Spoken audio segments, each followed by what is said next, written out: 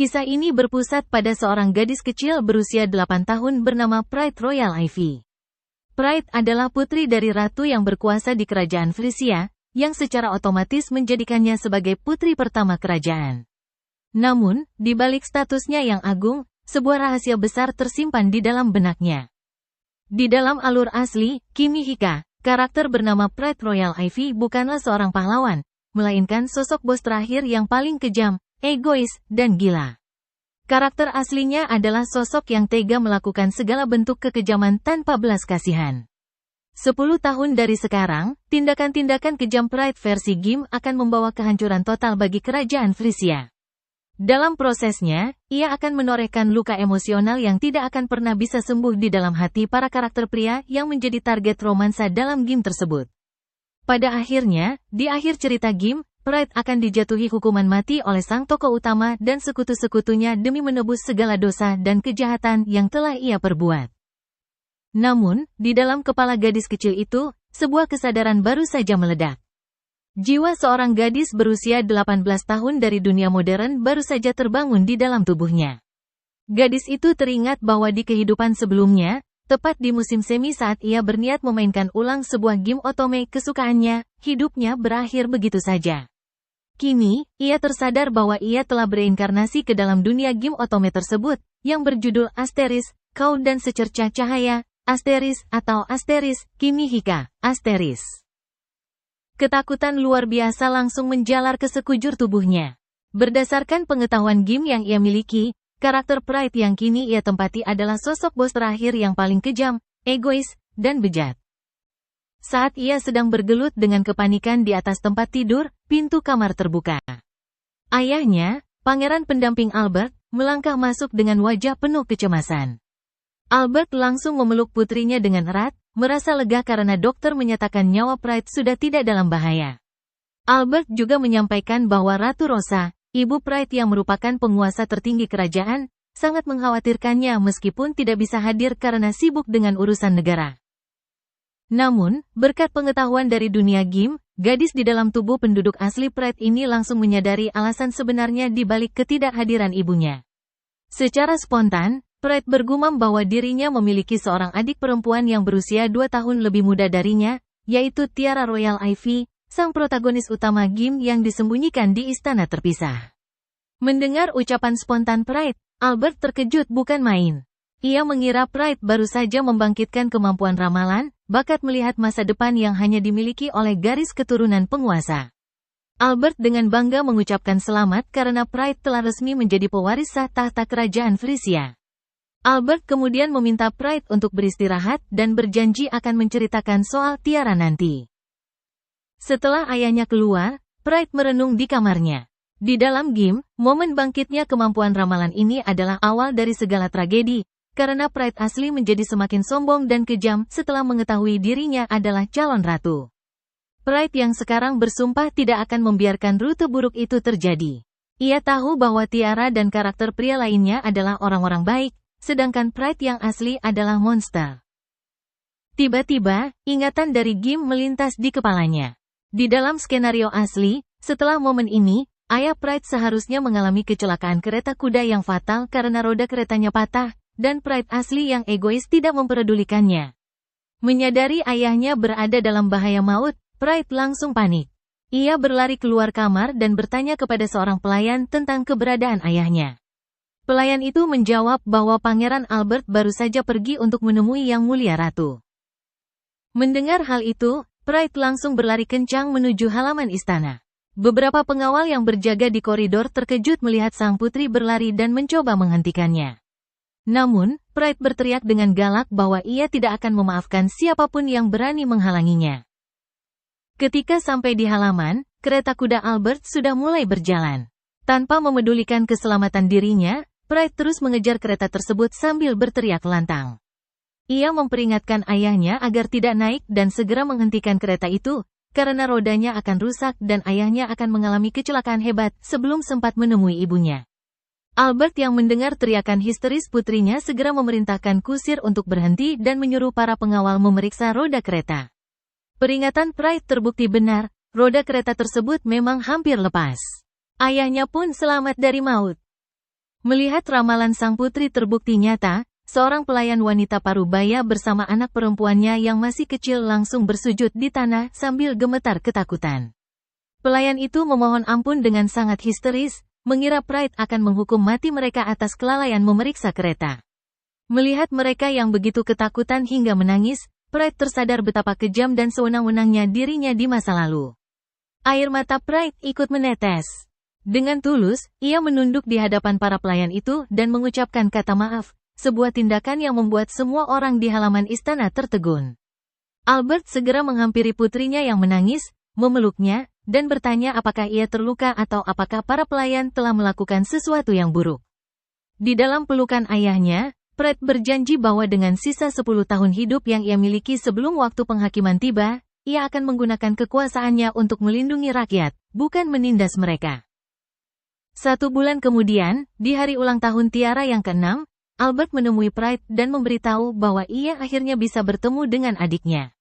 Albert juga menambahkan bahwa jadwal belajarnya sebagai pewaris tahta akan menjadi sangat padat, dan pihak kerajaan akan segera mengadopsi seorang anak laki-laki berbakat untuk menjadi adik angkat sekaligus asisten yang akan membantu Pride di masa depan. Mendengar hal itu, Pride langsung teringat pada karakter bernama Stale Royal Ivy. Di dalam game, Stale adalah anak rakyat jelata yang memiliki kemampuan sihir teleportasi. Di rute asli, Pride memisahkan Stale dari ibunya secara paksa, menipunya, dan mengikatnya dalam kontrak perbudakan mutlak yang kejam.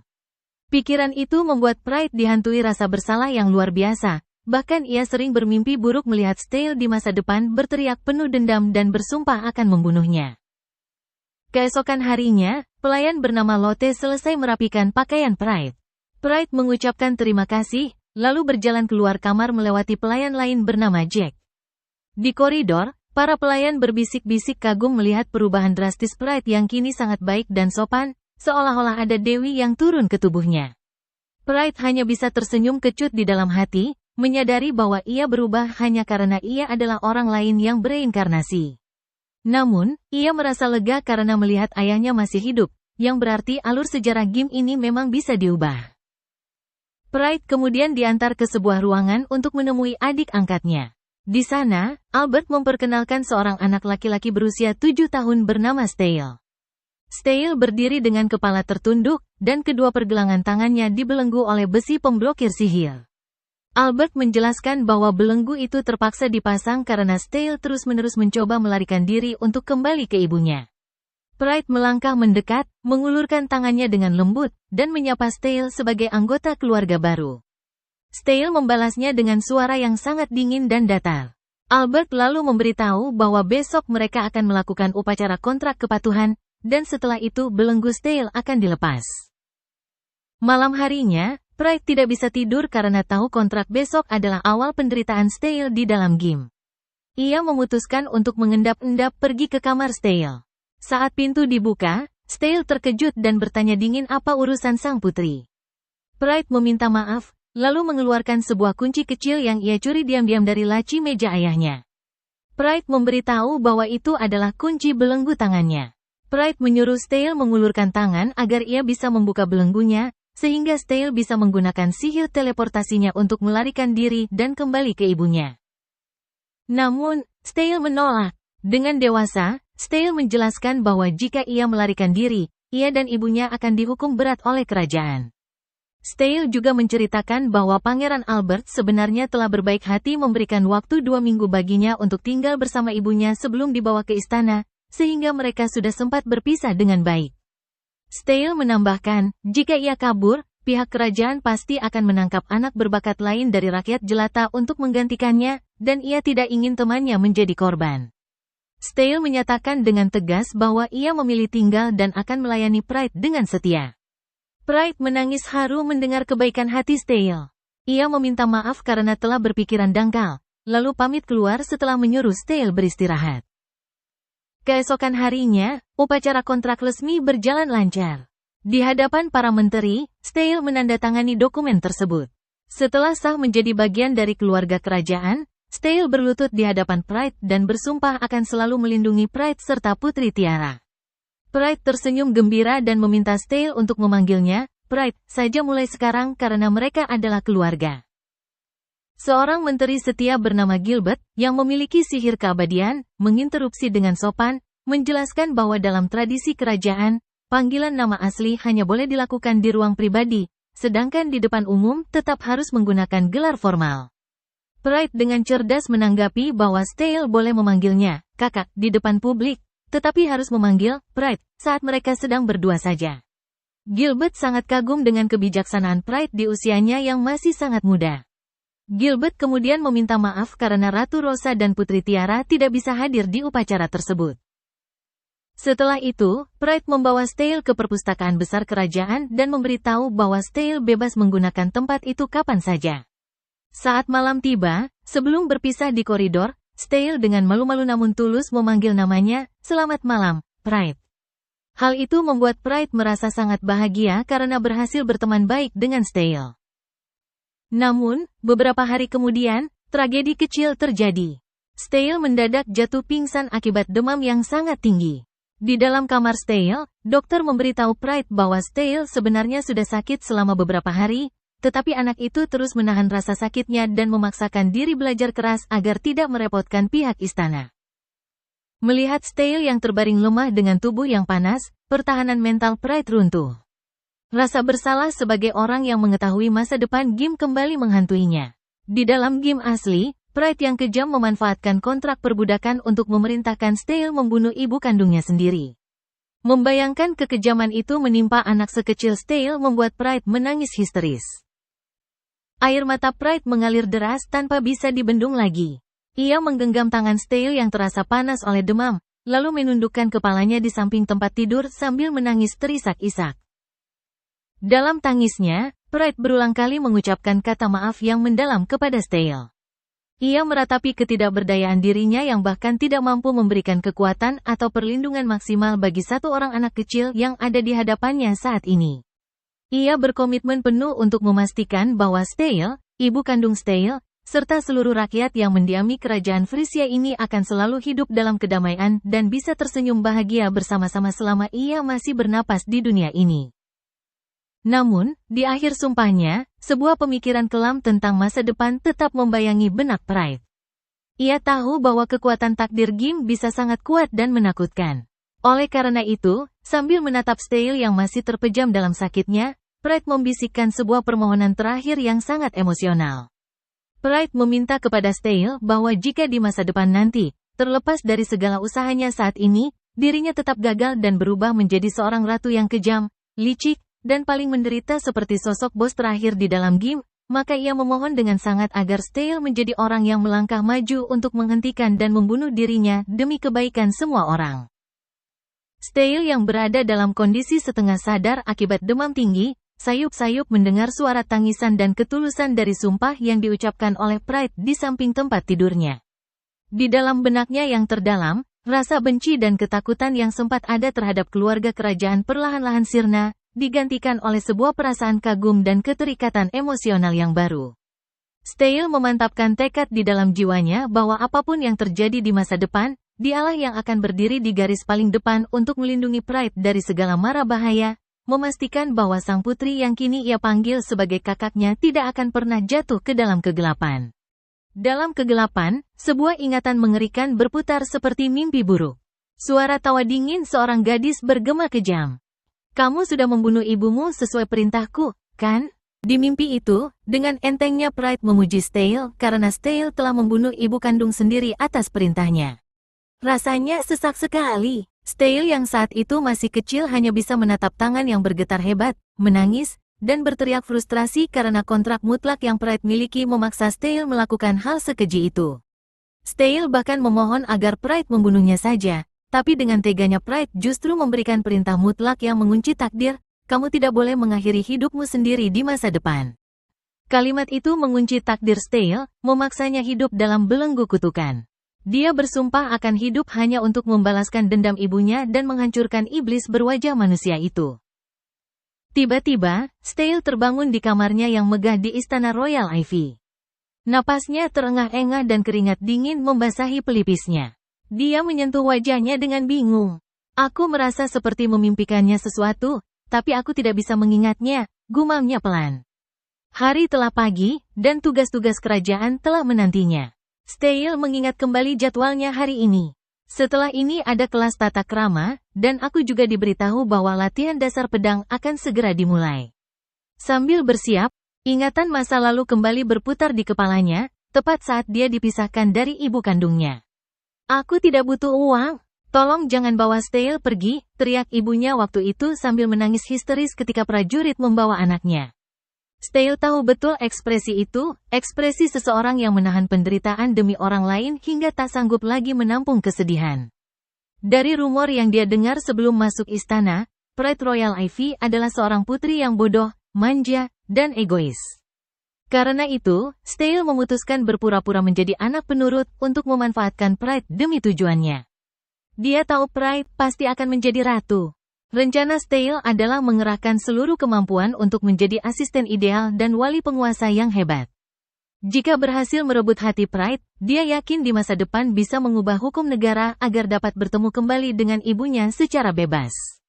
Semua kepatuhan dan senyum palsunya hanyalah demi hari di mana dia bisa memeluk ibunya lagi.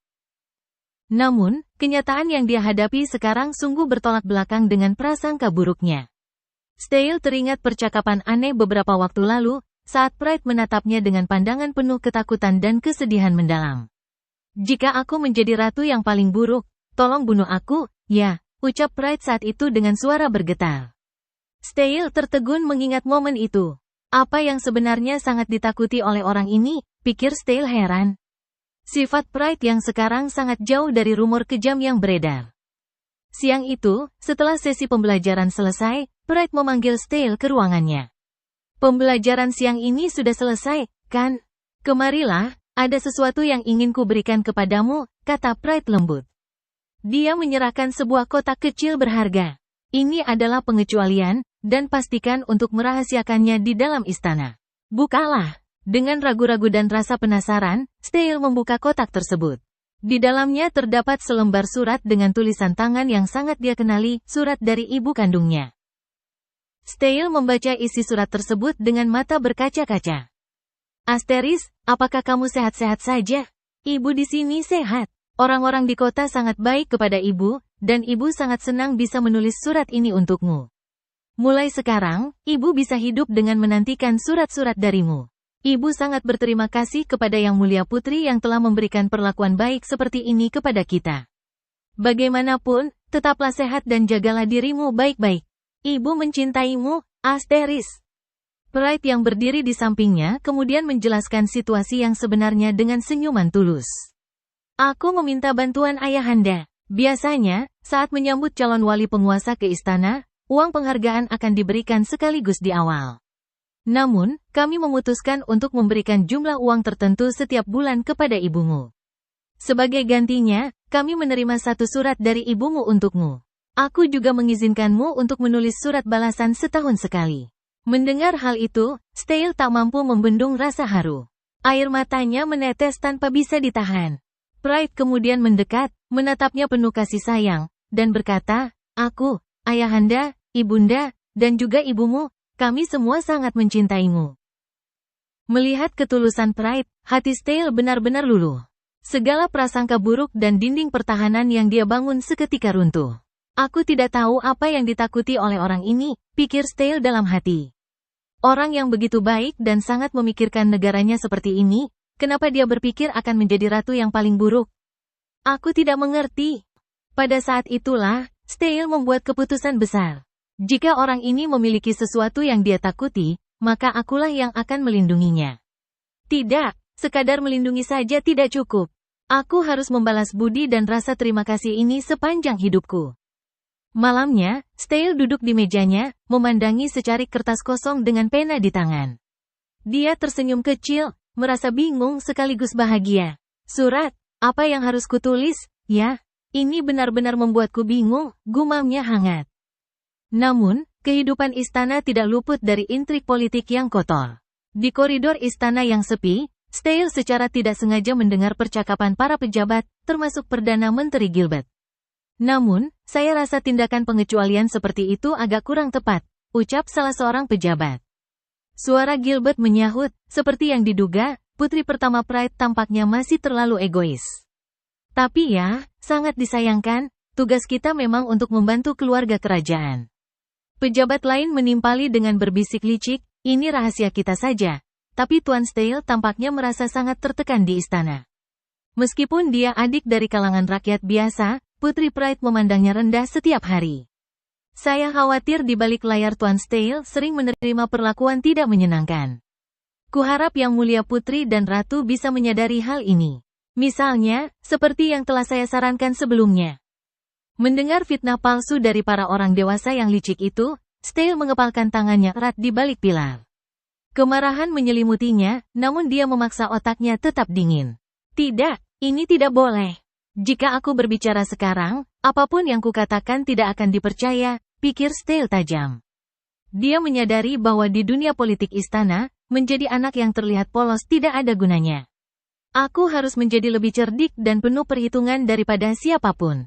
Aku harus membaca pikiran orang lain, menguasai seni memanipulasi hati manusia, dan memenangkan kepercayaan melebihi Gilbert. Jika aku hanya disukai oleh Pride, Ayahanda, Tiara sama, atau Ratu saja, itu tidak artinya. Aku harus membangun citra di mana seluruh rakyat akan menyukaiku. Steele mengingat kembali kata-kata hangat Pride yang telah menyelamatkan masa depannya.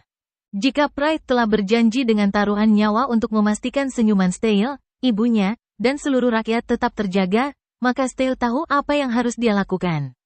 Aku akan mempertaruhkan seluruh hidupku untuk melindunginya dari para orang dewasa yang kotor ini, tekad Steele dalam hati dengan mata berkilat penuh keyakinan.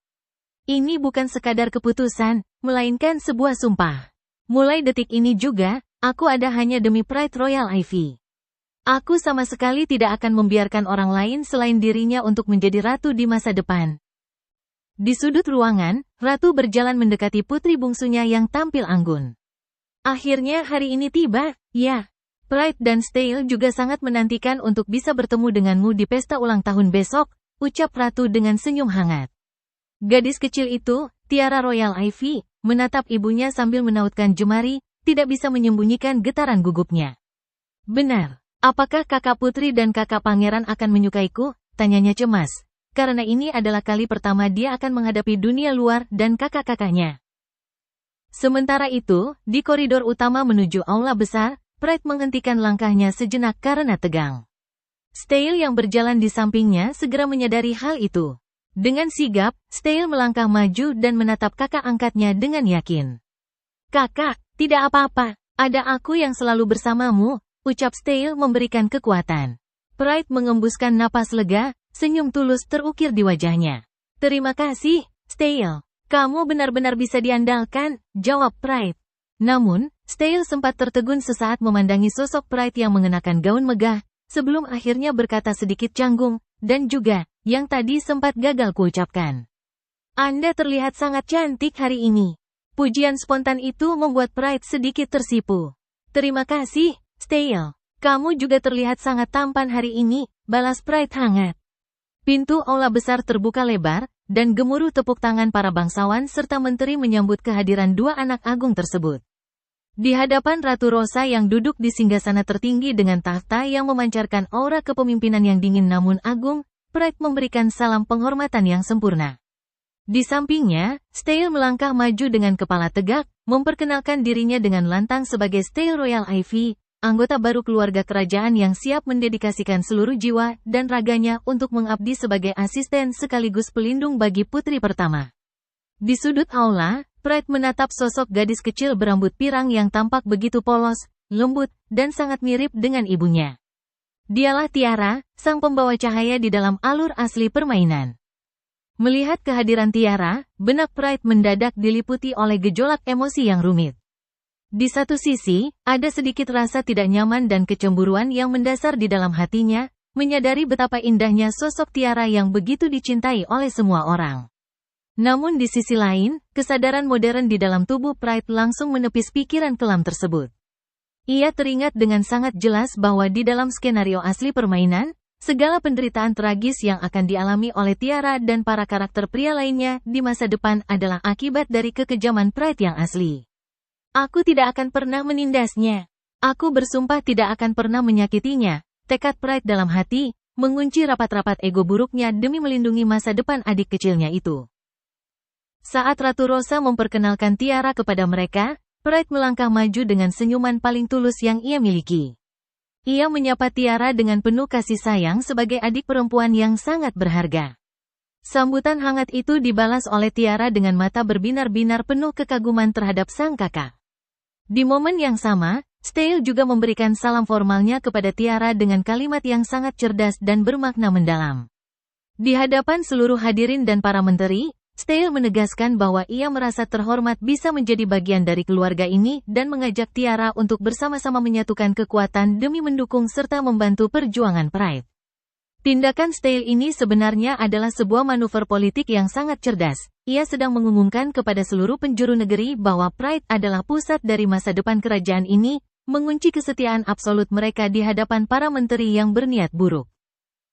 Ketegangan politik kembali terasa ketika Ratu Rosa berdiri dan secara resmi mengumumkan kepada seluruh kerajaan bahwa putri pertama, Pride Royal Ivy, telah berhasil membangkitkan kemampuan ramalan masa depan yang legendaris. Atas dasar itulah, Ratu Rosa mengukuhkan status Pride sebagai pewaris sah tahta kerajaan Frisia berikutnya. Di tengah riuh rendah pengakuan tersebut, Perdana Menteri Gilbert melangkah mendekat dengan senyum palsunya yang khas.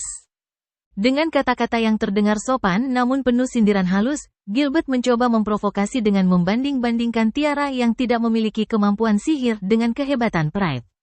Namun, dengan ketajaman mental yang telah diasah, Stale langsung memotong pembicaraan tersebut dengan jawaban yang sangat diplomatis dan tegas, mematahkan usaha Gilbert untuk memecah belah hubungan persaudaraan mereka. Perubahan drastis pada sikap Stale yang kini begitu tenang, tajam, dan penuh perhitungan layaknya seorang politikus ulung, sempat membuat Gilbert terkejut dan menyadari bahwa anak angkat kerajaan ini bukanlah lawan yang bisa diremehkan. Setelah upacara berakhir, Pride menyadari perubahan aura pada diri Stale yang kini tampak jauh lebih tertutup dan jarang memperlihatkan ekspresi emosinya secara gamblang, sangat mirip dengan gaya bicara Gilbert yang penuh perhitungan. Ketika Pride mengekspresikan kekhawatirannya dan meminta maaf jika kehidupan di istana membuat Stale tertekan, Stale hanya tersenyum tipis dan menjawab bahwa ia melakukan semua ini karena memang menganggapnya perlu demi masa depan mereka. Di akhir perayaan, saat para kesatria tingkat tinggi memberikan penghormatan, termasuk komandan kesatria yang dikenal sebagai kesatria tanpa celah, Pride berdiri di bawah sorotan lampu istana dengan tekad yang semakin kokoh. Meskipun ia tahu bahwa 10 tahun dari sekarang, takdir sebagai bos terakhir yang kejam mungkin akan tetap mengintai dan mencoba menyeretnya ke dalam jurang kegelapan, Pride telah memantapkan jiwanya. Menatap wajah adik dan adiknya yang kini berada di sisinya, ia bersumpah di dalam keheningan malam bahwa sampai hari penghakiman itu tiba, ia akan menggunakan seluruh sisa hidup, kekuasaan, dan kemampuan ramalannya hanya untuk satu hal, memastikan kedamaian bagi seluruh rakyat, serta melindungi senyuman berharga dari keluarga yang teramat dicintainya.